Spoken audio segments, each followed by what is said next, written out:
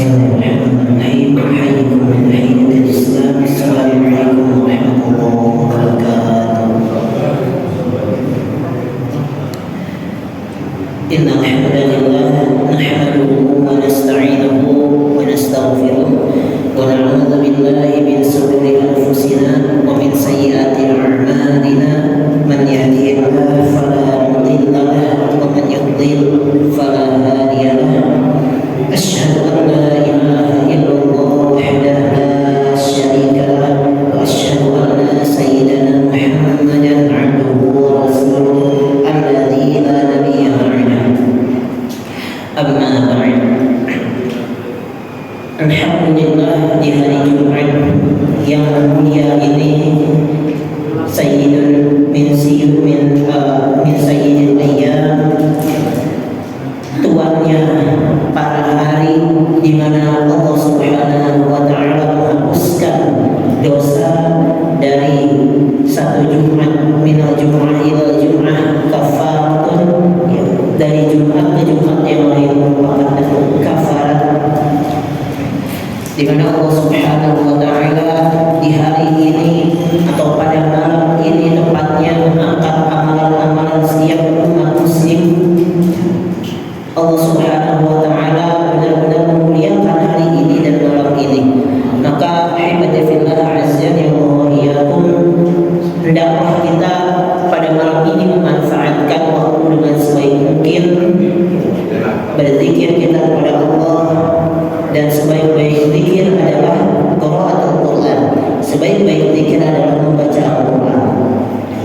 Kita membaca Al-Quran, kita menunggu waktu ba'da maghrib sampai dengan isya, dan kita berdoa bersama, ya, kita bersilaturahmi bersama, dan insyaallah kita akan melaksanakan salat isya bersama.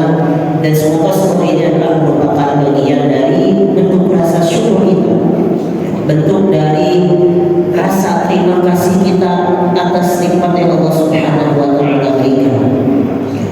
Karena bentuk syukur tidak hanya diucapkan oleh kata-kata atau diyakini dengan hati, tapi syukur yang sebenarnya adalah dilakukan dengan amal perbuatan. Seperti yang sedang kita lakukan hari ini, bentuk syukur kita adalah mencoba melaksanakan setiap sunnah dan perintah, kewajiban dan sunnah yang diberikan oleh Allah Subhanahu wa taala dan disunnahkan oleh Rasulullah sallallahu alaihi wasallam. Nusalli wa nusallim ala habibina wa syafi'ina sayyidina Muhammadin sallallahu alaihi wasallam. Dengan beliau kita mampu merasakan bagaimana Islam menerangi diri kita di tengah kegelapan gemerlapnya dunia, kemajuan, kemodernan, globalisasi. Ya, semua orang mengejar-ngejar dunia, mengejar-ngejar harta, tapi masya Allah hari ini kita masih dapat konsisten bersama, duduk mengaji, menunggu waktu salat, berdoa dan berzikir bersama. Allah masih memberikan kita kesadaran dan keyakinan melalui baginda Nabi Muhammad sallallahu alaihi wasallam beserta para sahabat, tabi'in, sallallahu alaihi wasallam.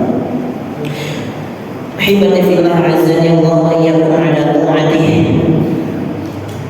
Di pertemuan terakhir kita sudah sampai penghujung kisah Nabi Hud alaihi salam, ya, di mana di pertemuan terakhir kita kalau tidak salah sudah sampai kepada bagaimana respon kaum Nabi Nuh terhadap dakwah kaum Nabi Hud terhadap dakwah yang dilakukan atau yang digaungkan, yang disebarkan oleh Nabi Hud alaihi salam kepada kaumnya, yaitu kaum 'Ad.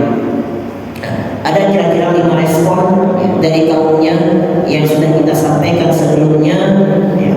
Di antaranya adalah menghina, tentunya menghina. Selanjutnya juga membantah dengan dalil-dalil nenek moyang. Selanjutnya juga bukan hanya itu, tapi bahkan ya, mengigil, ya, dia mengigil. Ya, ini tipe-tipe biasanya kaum-kaum yang didakwahi oleh para nabi, sok tahu, ngeyel, bahkan lebih jauhnya mereka mengancam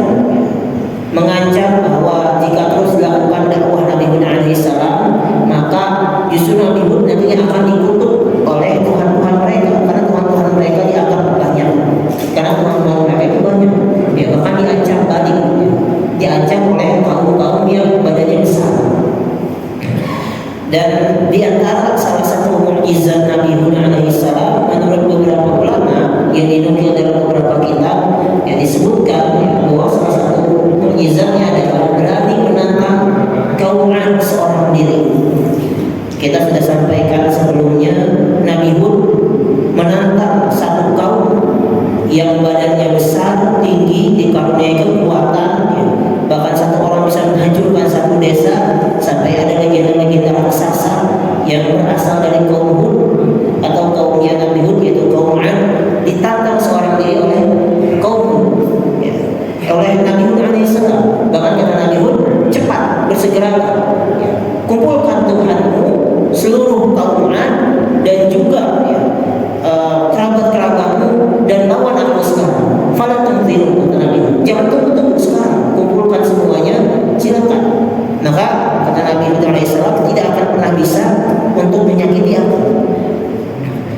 Sampai seperti itu, ya. Itulah salah satu mukjizatnya. Dan tidak ada satu orang pun yang bisa melukai dan menyentuh Nabi Hud alaihissalam dari kaum Ad.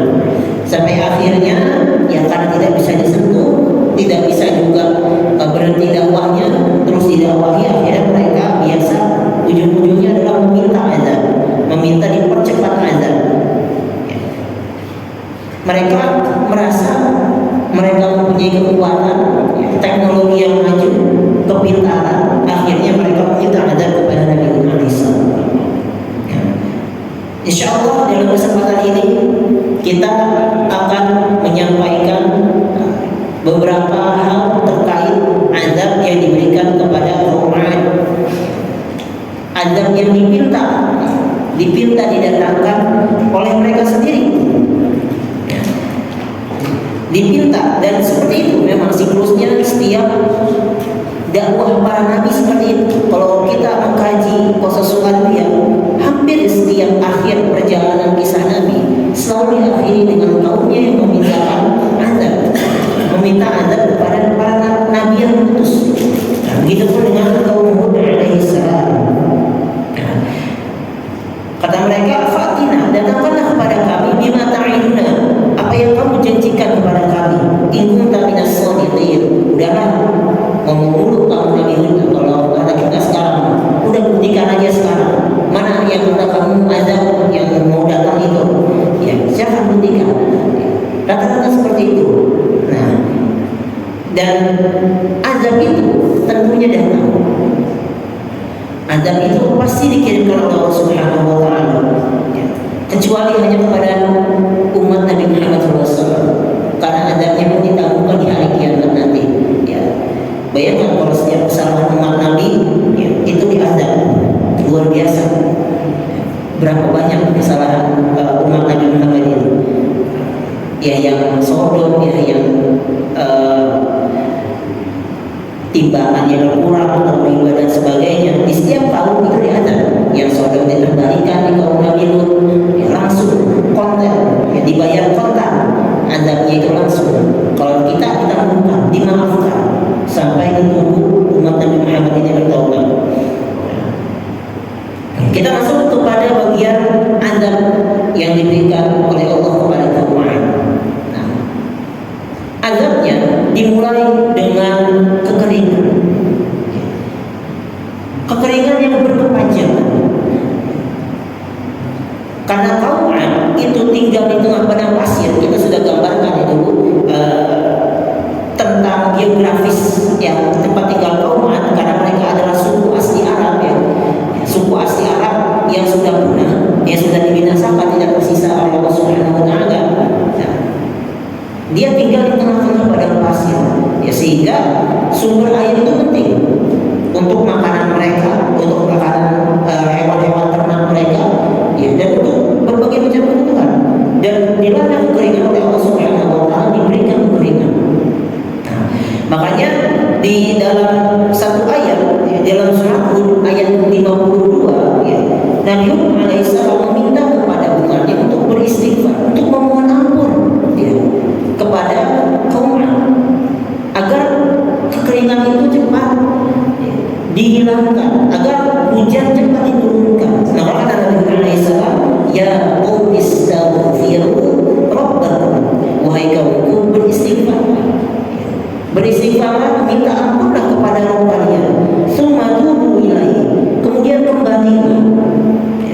Yursilis samaa 'alaikum bidrara. Allah Subhanahu wa taala, Allah akan turunkan kepada kalian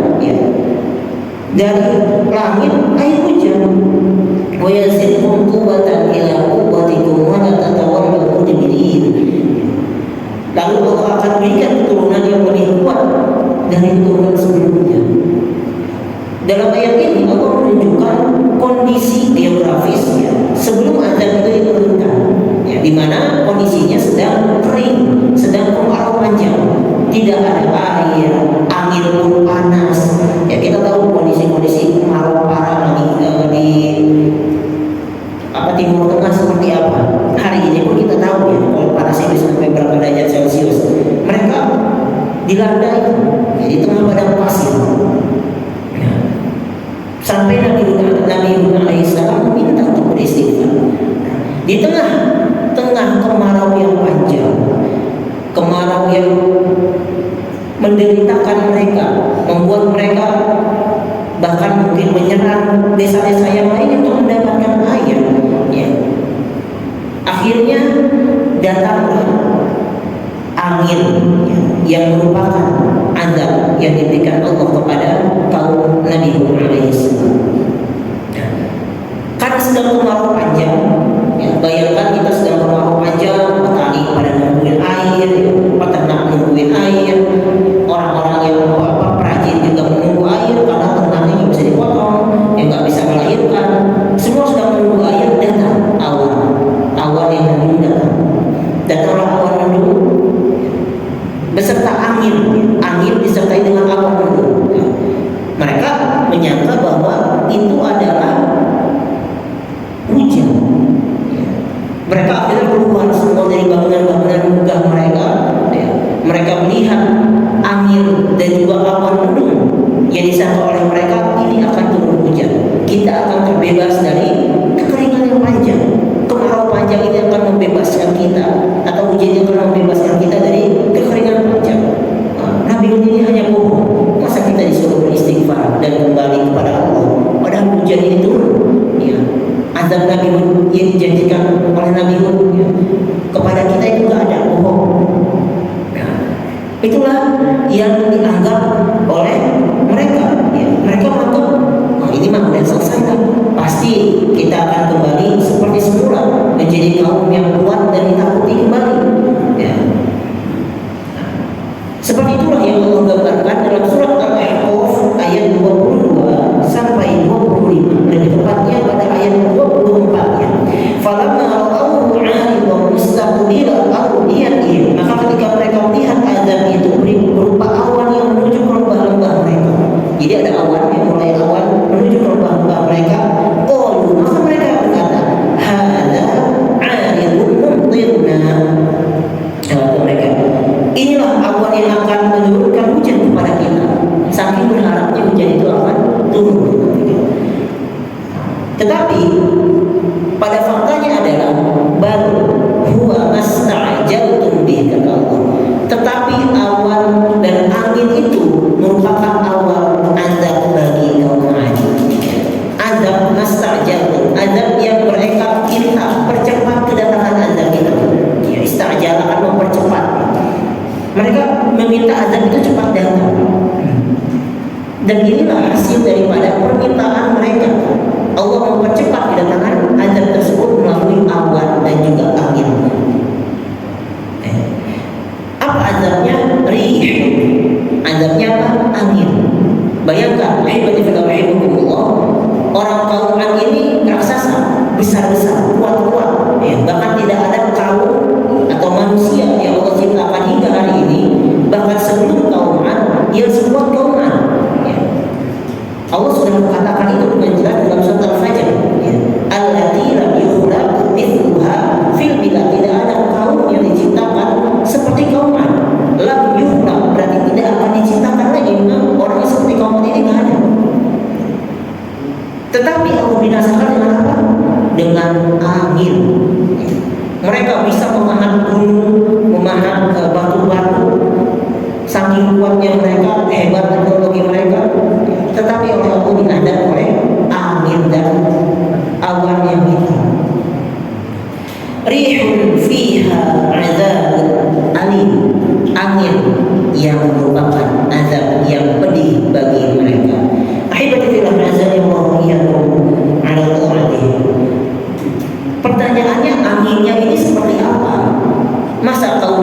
bisa raksasa, bisa terbawa oleh angin.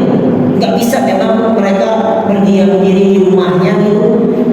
Tidak ada alat-alat pencegah bencana, masih ada gitu. Dengan mereka sekuat itu nggak bisa menahan tarikan angin. Nah, seperti apa bentuk azabnya? Sifat azab yang pertama adalah tadi fi rihun fiha azabun alim. Pertama, angin ini bersifat azab yang pedih. Artinya angin ini bukan angin biasa. Angin ini azab. Azab berarti angin ini tidak langsung membunuh seketika. Kan ada angin yang kalau dulu kejadian di Indonesia terhirup langsung meninggal. Ini enggak. Anginnya ini menjadi azab. Tidak akan membuat mereka meninggal dalam seketika. Nah, karena ini berupa azab yang pedih. Bayangkan angin datang tidak dapat dihindari oleh mereka, dan itu merupakan bagian azab yang pedih. Ya, itu sifat yang pertama. Sifat anginnya yang kedua, Allah gambarkan dalam surat Al-Dhariyat ayat 41 sampai 42. Allah berfirman, wa fi 'adin, dan pada kaum 'ad id arsalna 'alaihim ar-rihal 'aqim, saat kami kirimkan kepada mereka ar-rihal 'aqim, angin yang aqim. Aqim itu kalau bahasa Indonesianya arti kata bahasa itu mandul, artinya angin yang tidak memberikan manfaat apa-apa. Kadang ada angin besar, ya setelahnya memberikan manfaat.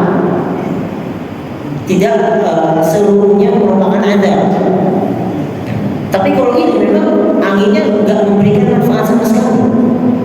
Anginnya itu datang sebagai azab. Nah, Allah sebut di sini sebagai rihal aqim, angin yang tidak memberikan manfaat sama sekali. Atau bahasa Al-Qur'annya di sini diterjemahkannya angin yang membinasakan. Ma tadharu min syai'in atat 'alaihi illa ja'alathu karuhim. Angin ini nanti akan membuat mereka tidak menyisakan apapun, akan membinasakan mereka,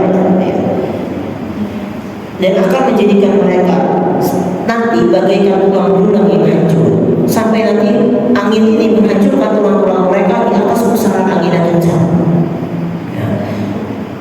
Itu tipe angin yang kedua, atau sifat anginnya. Nah, sifat angin yang ketiga yang Allah gambarkan dalam Al-Quran, ini Allah gambarkan dalam surat yang lain, yaitu dalam surat Al-Fussilat, di mana Allah gambarkan sifat anginnya dengan sarsar. Fa'arsalna 'alaihim rihan sarsaran fi ayyamin nahisatin. Kata Allah, maka kami kirimkan kepada mereka angin yang sifatnya sarsar.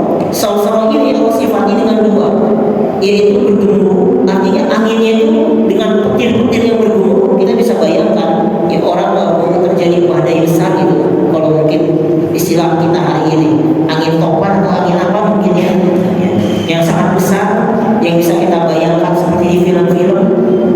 Itu petir bergemuruh, angin itu bukan angin biasa, angin itu dengan disertai dengan gemuruh yang besar. Makanya Allah gambarkan di sini seperti sarsar fi ayyamin nahisatin, di hari-hari yang naas digambarkan oleh Al-Quran. Di hari-hari itu, fi ayyamin artinya bukan sehari, angin itu bukan hanya satu hari, lama, ayyamin berhari-hari. Allah pakai kata jama di sini. Jadi angin yang bergemuruh itu tidak sehari. Selanjutnya kata Allah Subhanahu wa taala dalam surat lain, Allah sifati anginnya ini di dalam surat Al-Haqqah, wa amma 'adun, kata Allah, fa ubliku, mereka dibinasakan birihin, dengan angin sarsarin, yang sarsar, atiyah. Sarsar di sini disifati oleh Allah dengan dingin. Jadi kita bisa bayangkan angin itu nggak panas. Kan ada angin yang panas membuat manusia ya udah meninggal seketika. Ini enggak, anginnya tuh sejuk mungkin ya, dingin aja, tidak melukai cuacanya itu tidak, seolah-olah tidak bukan azab. Jadi anginnya tuh dingin tapi azab.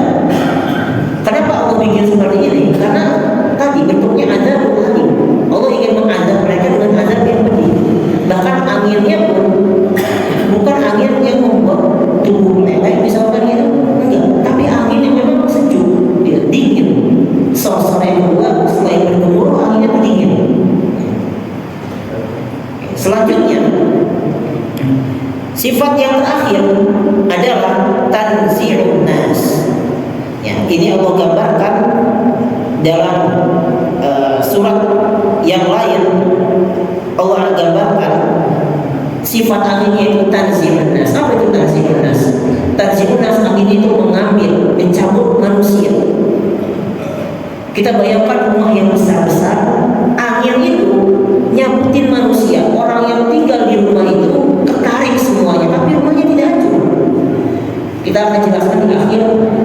Kata Allah, yang tersisa itu adalah tinggal rumah-rumahnya. Baik angin besar tidak merusak rumah.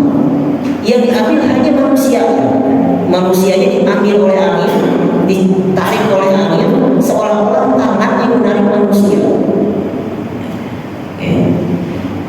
Lihat bangunan mereka yang megah, badan mereka yang besar, tapi ditarik oleh angin di dalam rumah yang mewah. Maka kata Allah Subhanahu wa taala dalam surat Al-Haqqah, dilanjutkan tadi kita jelaskan bahwa fi ayyamin hisatin, artinya hari-hari yang naas itu berhari-hari, bukan hanya satu hari. Kira-kira berapa hari? Ternyata Allah gambarkan dalam surat Al-Haqqah itu 7 hari atau 8 hari 7 malam. Di sini Allah gambarkan sab'a layalin, 7 malam dan 7 malam. Allah gambarkan 7 malam, sab'a layalin wa thamaniyata ayyam. Berarti 8 malam, 8 hari 7 malam.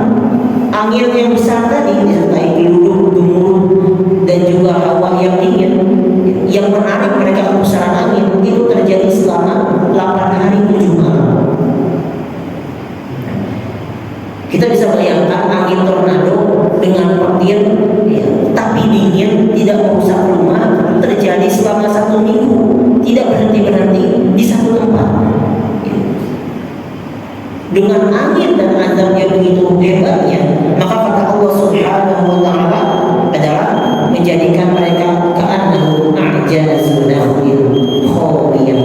Mereka dijadikan seperti pohon korma yang tidak ada isinya, yang terjatuh dari akarnya. Semua isi perut mereka keluar karena diguncang oleh angin. Dan akhirnya mereka dijatuhkan oleh Allah Subhanahu wa taala. Setelah di 8 hari tersebut dijatuhkan dengan kepala menancap ke tanah seperti pohon korma, tapi tidak terbang. Bahkan dilanjutkan oleh Allah Subhanahu wa taala di ayat yang lainnya, fahal taqalahu min baqiyah. Allah tanya, apakah tersisa dari kaum Ad ini setelah ada di surat Al-Haqqah? Enggak. Allah tanya, fahal taqalahu min baqiyah. Apakah ada yang tersisa dari kaum Ad? Maka tidak. Sampai sekarang jejaknya tidak ditemukan, jejak kaum Ad. Sudah